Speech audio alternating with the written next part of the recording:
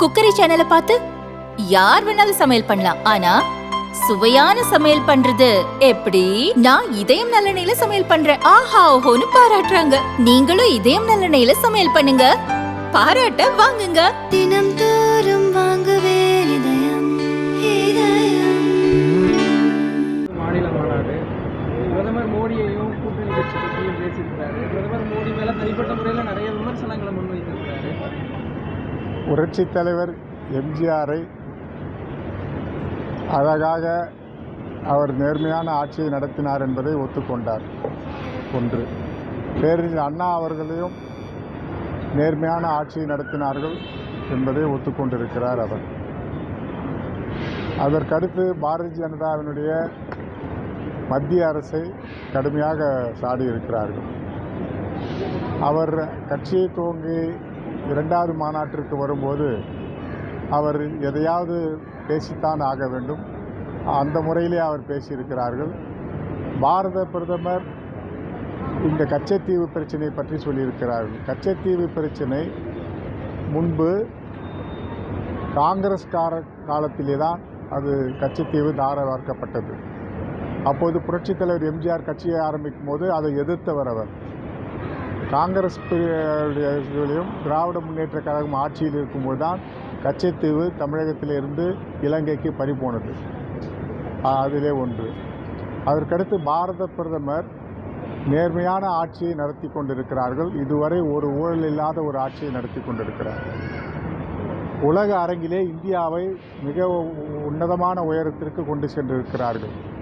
உலக தலைவர்களிலே ஒருவராக, முக்கிய தலைவர்களே ஒருவராக அவரை எல்லா நாடுகளும் வரவேற்று கொண்டிருக்கிறார்கள். இந்தியாவுடைய பொருளாதாரத்தை 5வது இடத்திலே இருந்து 9வது இடத்திலிருந்து 7வது இடம், 7வது இடத்திலிருந்து 5வது இடம், 5வது இடத்திலிருந்து இப்போது 4வது இடத்துக்கு ஜப்பானை பின்தங்கி இந்தியா முன்னேறி இருக்கிறது. அடுத்த டார்கெட் 3வது இடத்திற்கு வர வேண்டும். இப்படி ஒரு நல்ல ஆட்சியை உலக அரங்கிலே பொருளாதாரமான ஒரு வளர்ச்சியுள்ள நாடாக மாற்றிக்கொண்டிருக்கிறவை எந்த விதத்திலே அவர் குறை சொல்கிறார் என்று தெரியாது. மொத்தத்திலே அவர் இந்த அரசியலுக்கு வருவது, அரசியலுக்கு இந்த தேர்தலில் சந்திப்பது மக்கள் தான் அதற்கு தீர்ப்பளிப்பார்கள்.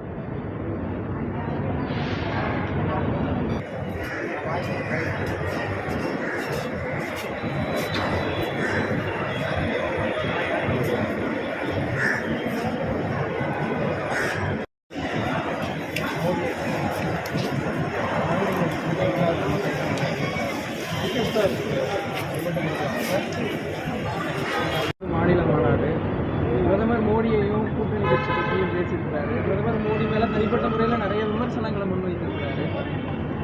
புரட்சித் தலைவர் எம்ஜிஆரை அழகாக அவர் நேர்மையான ஆட்சியை நடத்தினார் என்பதை ஒத்துக்கொண்டார்.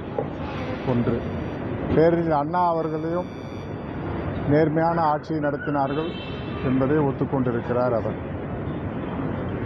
அதற்கடுத்து பாரதிய ஜனதாவினுடைய மத்திய அரசை கடுமையாக சாடியிருக்கிறார்கள்.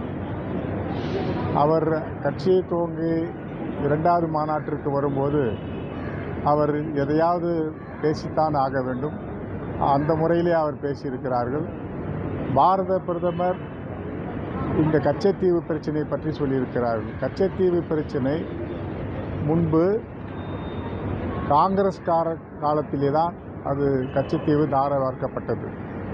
அப்போது புரட்சித் தலைவர் எம்ஜிஆர் கட்சியை ஆரம்பிக்கும் போது அதை எதிர்த்தவர் அவர்.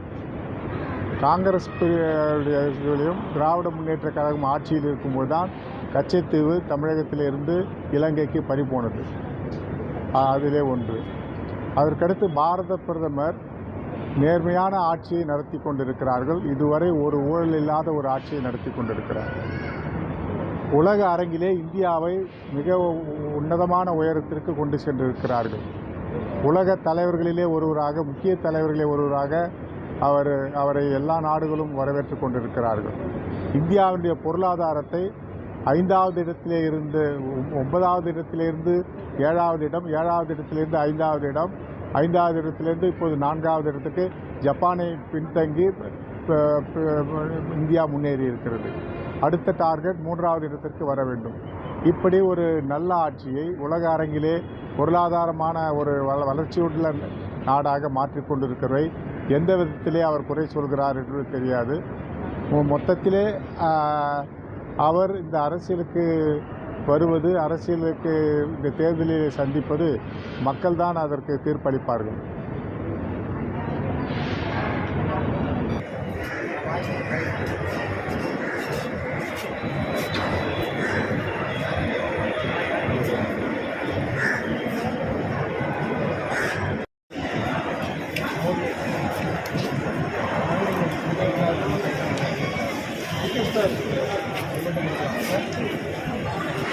மாநில மாநாடு பிரதமர் மோடியையும் கூட்டணி கட்சி பற்றியும் பேசியிருக்கிறாரு. பிரதமர் மோடி மேல தனிப்பட்ட முறையில் நிறைய விமர்சனங்களை முன்வைத்திருக்கிறாரு. புரட்சித் தலைவர் எம்ஜிஆரை அழகாக அவர் நேர்மையான ஆட்சியை நடத்தினார் என்பதை ஒத்துக்கொண்டார். ஒன்று, பேரறிஞர் அண்ணா அவர்களையும் நேர்மையான ஆட்சியை நடத்தினார்கள் என்பதை ஒத்துக்கொண்டிருக்கிறார் அவர். அதற்கடுத்து பாரதிய ஜனதாவினுடைய மத்திய அரசை கடுமையாக சாடியிருக்கிறார்கள். அவர் கட்சியை துவங்கி 2வது மாநாட்டிற்கு வரும்போது அவர் எதையாவது பேசித்தான் ஆக வேண்டும். அந்த முறையிலே அவர் பேசியிருக்கிறார்கள். பாரத பிரதமர் இந்த கச்சத்தீவு பிரச்சனை பற்றி சொல்லியிருக்கிறார்கள். கச்சத்தீவு பிரச்சனை முன்பு காங்கிரஸ் காலத்திலே தான் அது கச்சத்தீவு தாரை வார்க்கப்பட்டது. அப்போது புரட்சித் தலைவர் எம்ஜிஆர் கட்சியை ஆரம்பிக்கும் போது அதை எதிர்த்தவர் அவர். காங்கிரஸ் திராவிட முன்னேற்ற கழகம் ஆட்சியில் இருக்கும்போது தான் கச்சத்தீவு தமிழகத்திலிருந்து இலங்கைக்கு பறிபோனது. அதிலே ஒன்று. அதற்கடுத்து பாரத பிரதமர் நேர்மையான ஆட்சியை நடத்தி கொண்டிருக்கிறார்கள். இதுவரை ஒரு ஊழல் இல்லாத ஒரு ஆட்சியை நடத்தி கொண்டிருக்கிறார். உலக அரங்கிலே இந்தியாவை மிக உன்னதமான உயரத்திற்கு கொண்டு சென்றிருக்கிறார்கள்.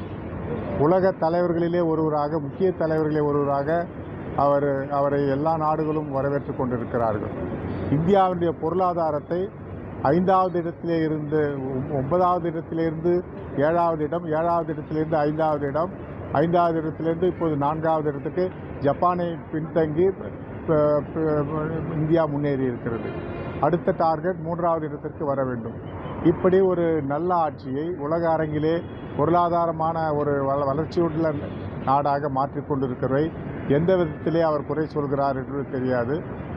மொத்தத்திலே அவர் இந்த அரசியலுக்கு வருவது, அரசியலுக்கு இந்த தேர்தலில் சந்திப்பது மக்கள்தான் அதற்கு தீர்ப்பளிப்பார்கள்.